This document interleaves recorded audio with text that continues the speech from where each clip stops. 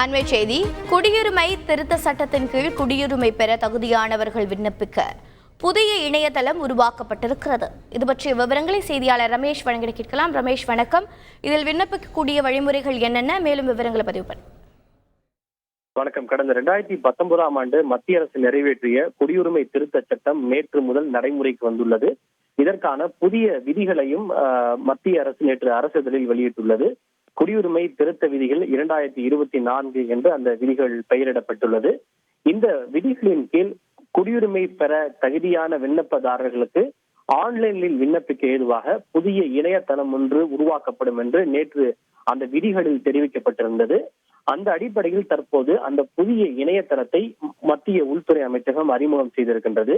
Indian citizenship online .nic.in என்கிற அந்த இணையதளம் என்பது மத்திய உள்துறை அமைச்சகத்தால் அறிமுகம் செய்யப்பட்டுள்ளது.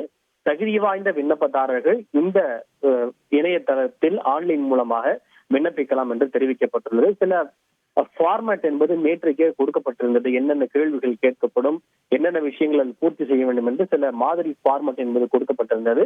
அது போன்ற விவரங்களை அவர்கள் ஆன்லைன் மூலமாக அவர்கள் தாக்கல் செய்ய வேண்டும்.